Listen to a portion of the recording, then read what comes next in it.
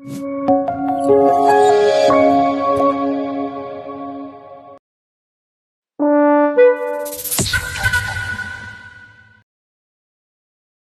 Praveen Kumar Mommidivarapu. He is one of our alumni of our SRK Engineering College. He belongs to 2012-16 batch. Now he is with us today. In fact, he worked in various multinational companies. At first, he worked in Akamai Technologies. He worked there for 3 years. After that, he got selected for Microsoft R&D. And now he is working in that Microsoft R&D for the last 1.5 years. We have invited him to interact with our students. So 2 of our students, they would like to interact with him. So on behalf of our SRK Engineering College students, they have prepared some questionnaire and they would like to ask these questions. First of all, welcome Mr. Praveen Kumar. So first of all, our students, they would like to ask some questions. I hope you will be clearing all the doubts, because our target is to see that our students should get selected for product development companies which are offering minimum 10 lakhs package and maximum 50 lakhs or 60 lakhs.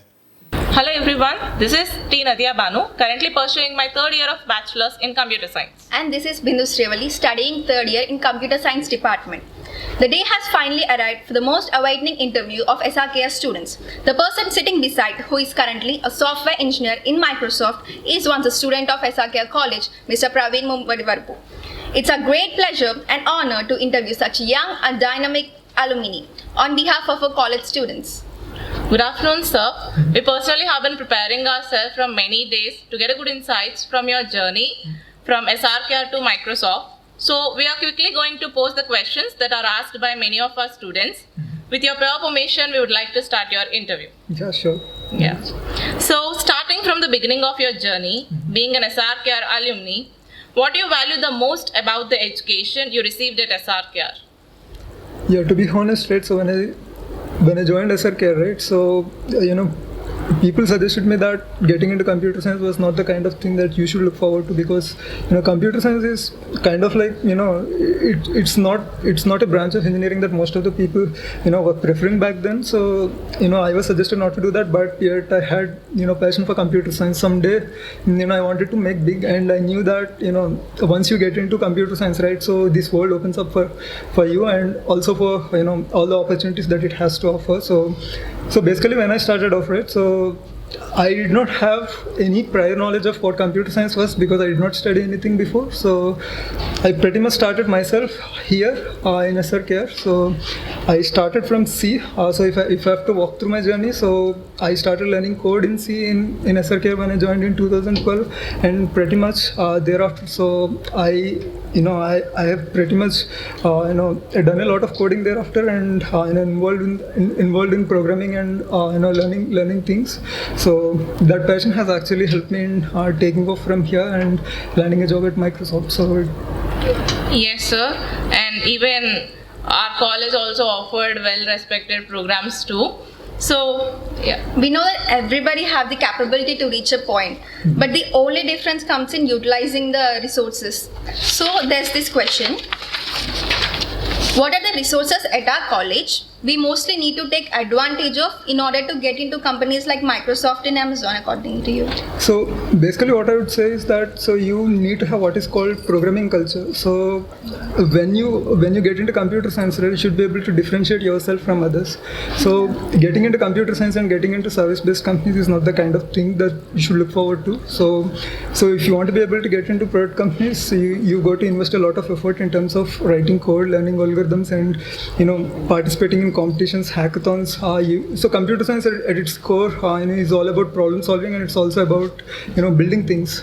So there are a lot of opportunities out there. So if you are well prepared and if you are good at programming, it would certainly help you in getting into a better position. So what you need to invest most of your time on is you should get a laptop. So you should basically start writing code.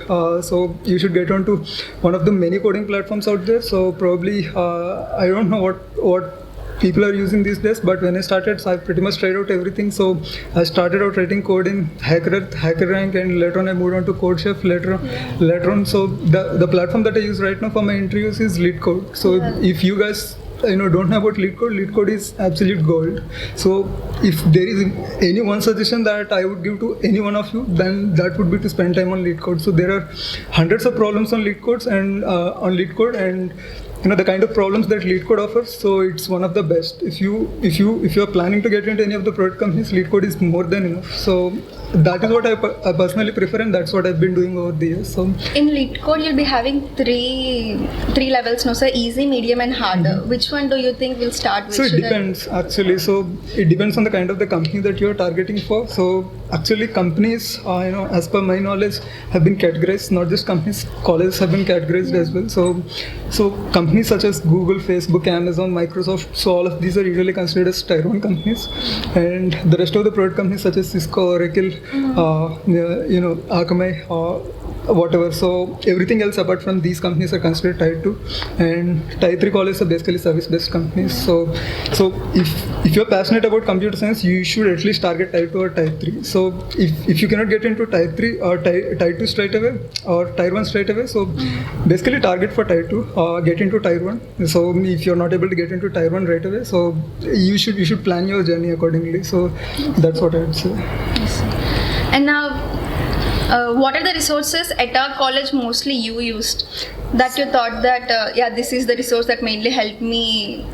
See, things were different. So back when I was in college, internet was very expensive. So I would have to rely on books. So I would spend most of my time in library. So I would pull whatever book that comes to my hand and I start reading it. So that's the way I used to go through all the things. But things have changed quite dramatically these days. So with internet, so you would have everything at your hand. So you basically don't have to be too much worried about getting a book or going through books, because there are a lot of learning platforms on internet itself. So spending time on books, maybe if you like it, that's fine. If you don't, then you can just get onto one of the coding platforms. Yeah, but we have different platforms, yes sir. But we want to know what we need to take first. Like for beginners, it's really difficult to solve a problem in HackerRank. So in what order do we need to go? Okay, so basically it all depends. So see, when you study something such as algorithms or data structures, right? So if I'm an interviewer, what I would do is I would basically check for your basics. I'll start off with your basics, and that would itself help me in figuring out whether you're good enough or not. So I don't even have to go to the extent of asking complex algorithms. So I can just figure out by asking a few basic questions, such as it doesn't always have to be about algorithms and problem solving. Sometimes you might even be asked questions regarding machine learning, artificial intelligence, because there were kind of questions that I've been asked in interviews where I was literally surprised. So someone, when I was getting interviewed at Microsoft, so someone asked me Dijkstra's algorithm. So it depends actually. So get your basics right, be comfortable with all the fundamental data structures and algorithms. You should really be able to explain space and time complexity. And the way I started is, when I was in college, so I had this wonderful professor called Padmaraj sir. So he literally had given all the kind of basics that I needed to take off from there basically. So what I would suggest is go through all the algorithms, go through all the data structures, basics. So if I ask you, to implement something such as heap sort, so you should be able to do it. So it's not as if you pull something from a library and you plug it in your code and use it. So that's not how it works. You should be able to write code, at all levels, from basic level to advanced level. So once you get comfortable with all of your basics, then just move on to your advanced. So start out slow, because in the beginning, it's not just about you. Everyone struggles. Even I've seen people from IITs, because I've worked with people from IITs. I've been interviewed by people who worked at IITs and who studied at IITs, and I myself am going to interview some of the IITians in the upcoming months. So what I would say is that what differentiates IITians from others is that they just don't give up. So basically they keep themselves at something. So they just keep on doing that. So they carry on doing that. So what happens in problem solving is one of the toughest. So you start out solving a problem, you don't understand it, you don't even know the basics of it, and in the middle of it, you get annoyed. Yeah. So what happens is you'll give up. But what people from other types, like from IITs and NITs, what they do, so they don't do that. They just park that problem aside. They just go ahead and start solving other problems that they're comfortable with, and they basically look at the solution of that problem. They come back after 2-3 days. They start re-implementing it. So even if you don't manage to solve a problem right away, that's not a problem at all. So just Practice. keep that perseverance. So keep that thing going. So the moment that you give up, right, so you're not going to get anywhere. So what I would say is that start out slow, even if it doesn't make sense at the beginning. So you don't quite understand why solving these problems would help you in your career, but I can cite examples from that, wherein I have personally implemented things such as, recursive linked list traversals when I was building tools. So it's not just as if, you're not going to use them anywhere. Sometimes you might have to build libraries which are not, which are not readily offered. So you might have to come up with data structures and the implementations of data structures by yourself. So it would certainly help in that case. So algorithms and data structures are at the core of computer science, and pretty much what I've seen in my experience over the last 5 years is that any product-based company, they don't care about anything else. So you have to be good at problem solving.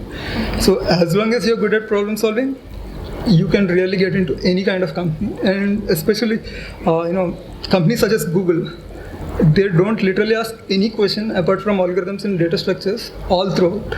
So if they have 4 rounds of interviews, so you should be able to write algorithmic code. So around 2-3 months back, so I was getting interviewed at Google, and unfortunately I couldn't make it because I got rejected in the last round of Google interview. So what I had seen is that in my 5 years of experience, what Google cares about is your problem solving skills. They feel that if you're good at problem solving, you can, and you should be able to handle anything else as well. So it's not as if they're going to ask you something related to networking, databases, nothing of that sort. So even when I was getting interviewed at Microsoft, Microsoft interview was a bit different because they had asked me all kinds of out of the box questions, which I was really surprised by, because they asked me questions such as Dijkstra's algorithm. So the intention of that question is not to check whether you know Dijkstra's algorithm or not. So they just wanted to find out if you're good enough to find out a solution by yourself. It is not like you should write algorithm of Dijkstra's on the board. So it is it's just about explaining yourself, so not giving up. So if you give an answer such as I don't know Dijkstra's, I studied in college, it's long back, so these are the kind of answers that they're not expecting. So what's the kind of approach that you would take? So if you look at Dijkstra's is basically kind of an optimization that's applied with BFS. Yeah, sure. So if you think of the same problem from other perspective, so even if you say that I don't know Dijkstra's, it's fine. So but I would be able to solve this problem by applying optimization on BFS because it's single source shortest path problem, right? So Yes. you start at a source node, you go to your target node, so you keep on applying BFS, and you keep looking for the optimal solution of that. So out of all the paths, what's the best path? So if you don't know Dijkstra's algorithm, that's fine. So these are the kind of solutions that I've suggested, and they were quite fine with it. So even I was asked some of the questions that were not related to the core programming. It was mostly around all data science as well. So you should know the basics. So at the very basic level, you should be able to explain anything better and start out slow. Just keep at it when you start out, right? So it'll take a lot of time, but eventually you'll get used to it, and that is how people have gone into better stages of their career. So that's what I would say. Just keep doing it. It might push you back, but you just have to keep doing that. You need to get perfect in your basics. Absolutely. Yeah. Next question. Yeah, so moving on to the next question, sir. There is this question from a student named Harish Pali, 3x4 CSC. So being a student of a Tier 3 college, what are the pre-requirements that we should have to get into MNCs? Like decent skills in problem solving with only one programming language is considered or not? Okay, so that again comes back to your personal preference. So if you're good enough with one programming language, so let us say you're getting interviewed for any of the product companies. So the interviewer starts out by asking you what's the programming language that you're comfortable with. So it doesn't have to be Java or whatever you have been taught in your college. So you don't have to stick to it. So any programming language, when you say that you're good at it, so they'll start asking questions around it. So they'll ask you to solve problems in that programming language. So language by itself is not a constant at all. So you can basically write code in any of the programming languages. So when it comes to my case, right, so I write code in Python. So I've never worked professionally on Python, but I've been a Java developer when I started out my career. And as an enterprise Java developer, I worked on Spring and Spring Boot. Later on, I moved on to Microsoft. And once you get into Microsoft, apart from that Microsoft technology stack such as C# and .NET, so you mostly, won't get an opportunity to work on other technologies. So I turned into a C# and .NET developer. Still, I write code in Python. So people ask me, so you're a Java developer, so why do you write code in Python? Because that's my way of doing things. So it doesn't have to be, whatever you're working on. So if you're working on Java, it doesn't mean that you have to write code in Java. So I assume, Mr. Harish, you got your answer. And there has always been a switch between C++ and Java. So which one do we have to stick with, sir? Okay, so if you get into any enterprise companies, right? So Java is quite pervasive. So Java is one of the most popular language in the world. So according to the rankings, so you would find Java in top 3. And so if you plan to become an enterprise developer, so you have to be good at Java. C++ is kind of like programming language that's used for performance. So what I mean by performance is that, so whenever you're writing an application, so that pretty much involves doing things at lightning speed. So if you're developing a game, so you want the code to run as quickly as you as it can. So right, so let us say anything that needs quick execution, so you have to go with C++. And the pattern that I have seen is that people most probably use C++ because first thing is they get to learn that in their college. So C++, so most of the colleges, I don't know, but they might or they might not teach Java, but C++ is the kind of programming language that you get introduced with for programming, and you stick to it. And the reason for that is performance. Even today, on any of the coding platform that you see, most of the programmers are C++. C++ is known for its performance. It's absolutely brutal. So if you want to become an enterprise developer, you have to learn high-level programming languages such as Java. So Java, the reason for that is Java has better enterprise support. So if you want to build applications, so you use things such as Spring Boot, and others. So Java is well used across the industry for building enterprise apps, but C++ is kind of like more into low-level programming, such as when you are building things such as drivers, when you are writing code for building games and things like that. So you pretty much go to C++. So what I've seen is that people most commonly use high-level languages such as Java, Python, C# and JavaScript. So it depends. It depends on the kind of the company that you're getting into, and also the kind of the role that you're interested in. So some of the roles are basically around C++, where you have to write code at low level. So that would help. But if you work for product companies, most of the companies use Java. So. But you personally told that you chose Python. Isn't it difficult for you to find the resources? No. Python is something that I write code in. So as an enterprise developer, or when I'm working in a software company, I write code in Java. Okay. Also, you prefer Java over C++? Mostly. I don't prefer it. So when I started out, right, so I literally hated Java. The reason for that is verbosity. So if you look at Java, right, so Java is extremely verbose. But that was the case few years back before Java 8. So Java was an object-oriented programming language up until Java 8. So when Java 8 came around, right, so it literally changed things. So when someone asks me, so what Java is, so I would say that Java is a pure object-oriented programming language, but that's not the case anymore, because Java has these things such as streams, and streams are basically around functional programming paradigms. If you look at the programming languages, they are classified based on their paradigms. So if you look at C is a procedural language, Java is an object-oriented language, and things such as Haskell and other things, some of the programming languages are based on functional paradigm. And if you look at JavaScript, so it works on reactive paradigm. So there are different programming paradigms, but what Java has done is it has worked extremely hard to bring down that verbosity. And right now, writing code in Java is one of the best. And I changed my opinion eventually, because Java right now is a mix of object-oriented and functional programming. So when you understand things, right, so you have to understand things from a very basic level. So you need to understand what functional programming paradigm is and what does it look like. So writing code in, what benefits does it bring in? So these are the kind of things that you must have at the back of your mind. So right now Java is a combination of that, and Java has improved a lot, and Java is one of the best programming languages. So I've literally had to change my mind after looking at Java 8. That was quite informative. And everybody added your quick notes. Now we have received a lots of questions from core students asking if their career in non-core industry is possible. And this question is from Mr. Pavan Kumar 3x4 Mech E. As a mechanical student, what are the necessary skills, languages, etc., which I have to learn so that I can compete with the computer background guys to get placed in product-based companies? Okay, so see, programming is open to anyone. So programming is pretty much democratic. So there is no restriction that you belong to electronics or you belong to civil or mechanical. It doesn't matter anymore because as I've seen this pattern over the years. So people from mechanical, electronics, and other walks of engineering, right? So they're getting into computer science. So computer science is pretty much welcoming.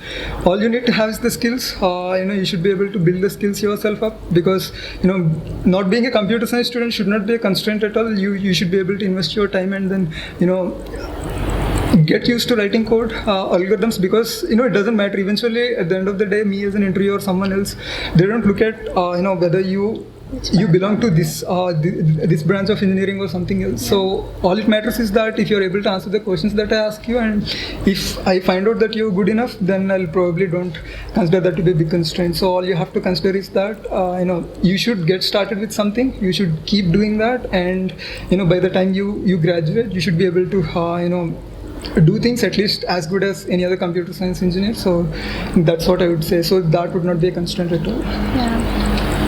And if you're one of the core students and looking for the answer to this question, I assume you got it. And this is question from many people and from myself too, sir. It's always been a difference of opinion regarding grades with parents, and I personally prefer coding skills over grades. So according to the current IT industry, what are the minimum requirements like either skills or grades do they expect from a fresher? Okay, you mean to say grades? Yeah. CGPA, okay. So if I have to talk about grades, I don't literally think that grades would have anything to do with your skills. So grades doesn't have to determine your skill. So me personally, I don't have extraordinary grades myself.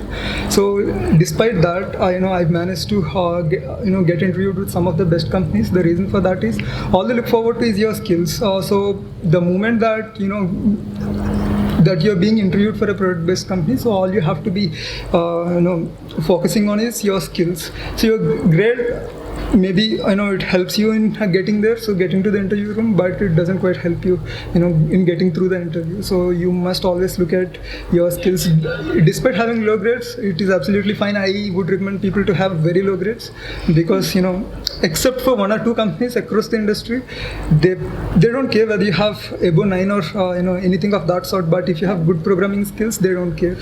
So I myself has around 8.2 when I graduated. So I still call that as distinction because Andhra University has given me that, that classification. So that's good enough for me. So I have never felt that would be a constraint under any circumstances. So I've gotten calls pretty much from across the globe, and I've gotten interviewed by some of the best tech companies.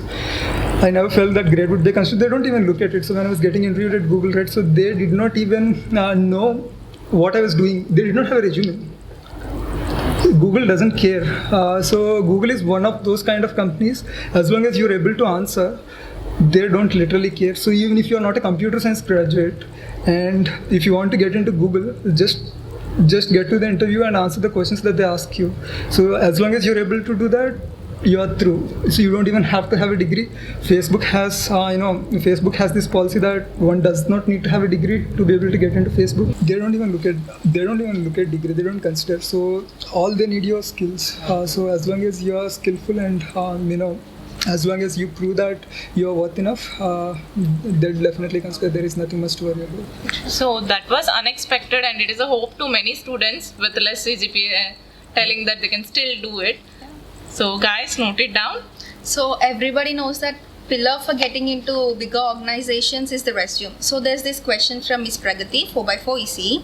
How to make a resume that will not get rejected by any product-based companies? What are the key skills that need to be added in the resume? Okay, so basically when it comes down to resume, right, so no matter how good you are at your resume, so the basic thing then, when you're building your resume is that you should be extremely careful that resume, always represents what you have done. and it should not have any errors. So that is one of the basic mistakes. So if I look at someone's resume, right, so if I find any issue with that resume, so if someone has not spelled something incorrectly, or if something is grammatically incorrect, so that would actually give a wrong impression. So you must always work hard to build a proper resume, and your resume shouldn't be too long, because most of the times companies don't care. So I don't know if you are aware of this or not.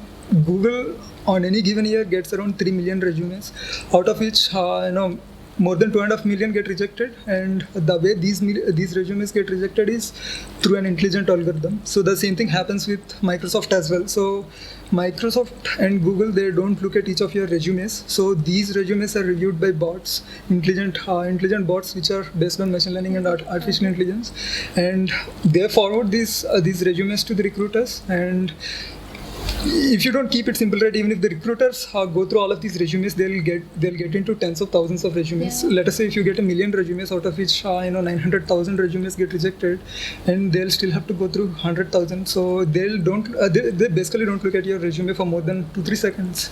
So whatever impression that you make, just keep it short, just keep it concise, and just keep it to the point. Just always be honest in your resume. Don't ever try to put on something that you haven't done. I would say that as long as you have worked hard on your skills and you have better programming profile, so what makes you stand out? So that was one of the questions, right? So if you want to be if you want to be noticed by recruiters, right, so you must have better profiles in your open source contributions. So you should be able to start working on open source. So there are a lot of opportunities outside, and you should have better ratings in platforms such as CodeChef and LeetCode. So if you add them to your profile, right, so it looks even more exciting. So one more thing that I would like to add on here is that, so internships. So internships is one of the most critical things. So if you want to be noticed, you must have at least 2 internships, and 2 internships, you should do something exciting. So let it be related to machine learning, data science, programming, or anything of that sort. So internships play a very critical role, and you must also have done some projects by yourself. So something that you must build by yourself, and you should be able to showcase. So you should be able to push that onto Git and host it publicly. So that would help.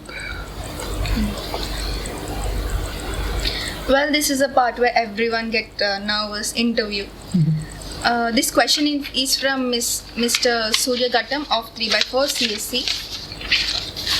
What is the most important thing that you suggest us to have to get hired by the interviewer in an interview? And if you could give a simple suggestion to your past self before attending the Microsoft interview, what would it be?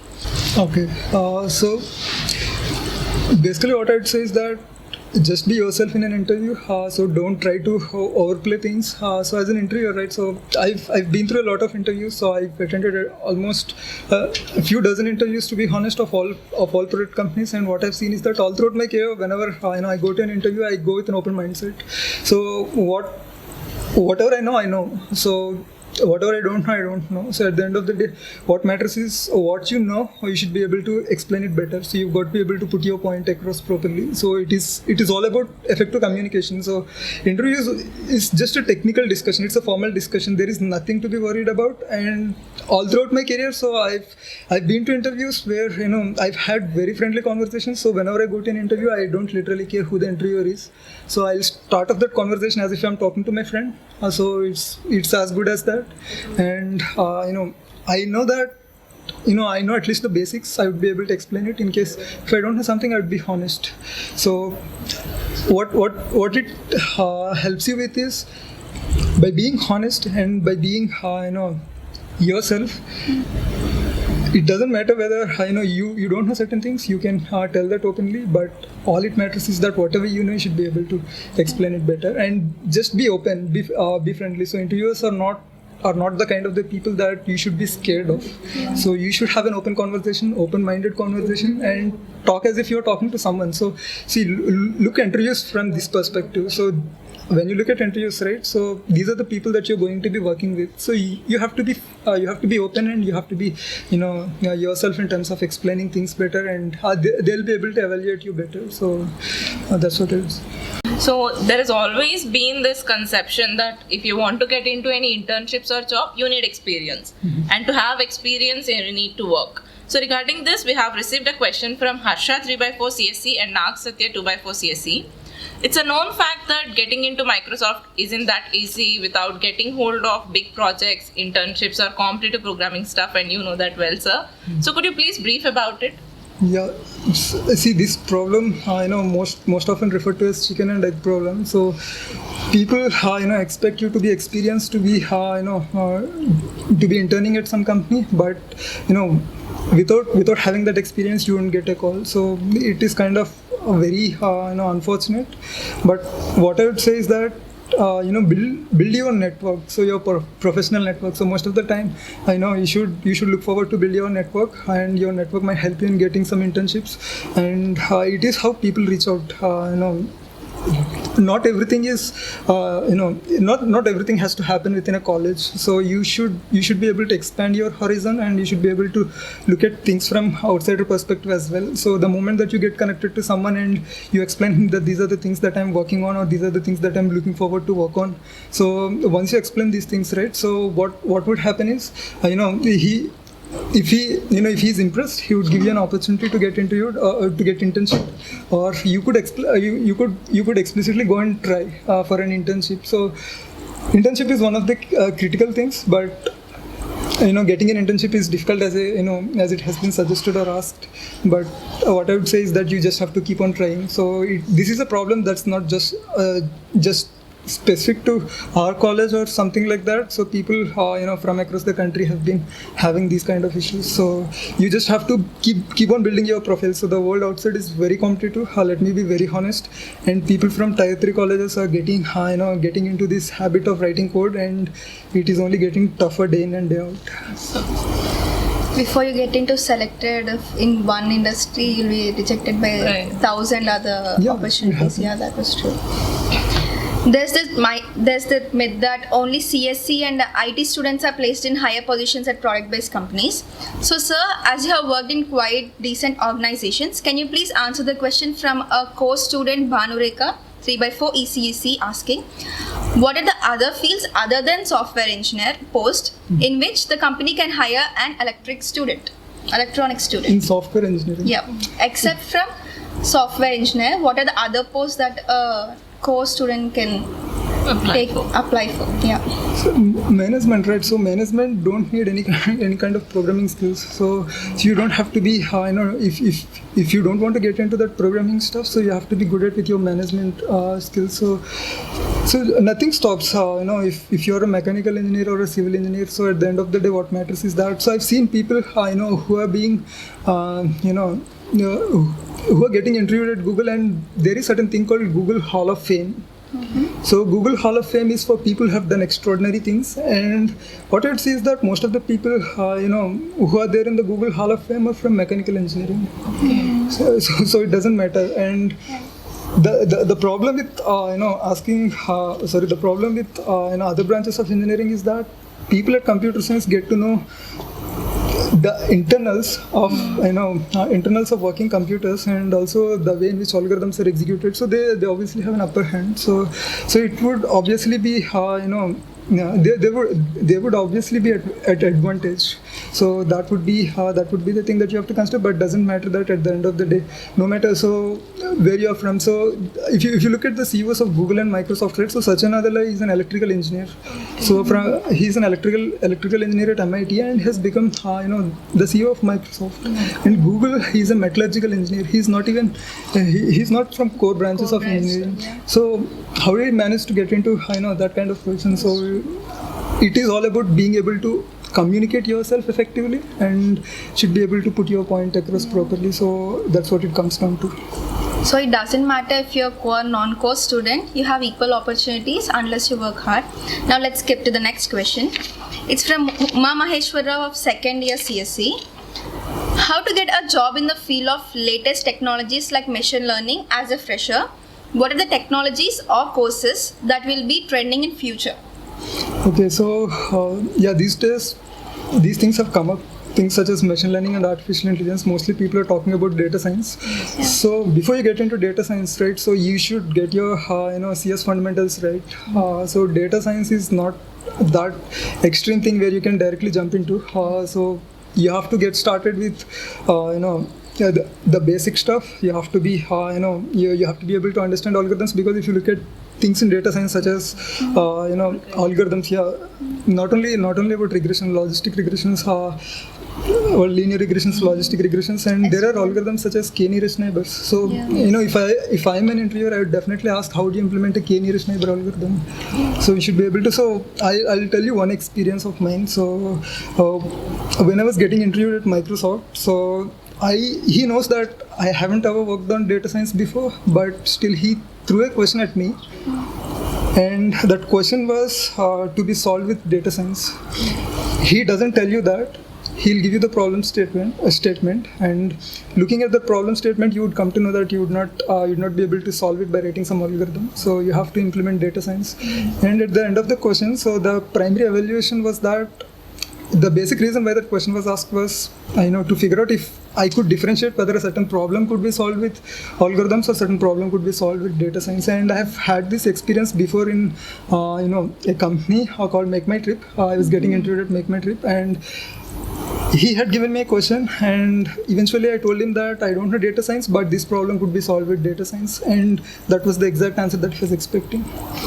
So you don't have to know the answer, but at least you should know the basics of data science as well, but you should be able to identify that this particular problem could be solved with data science.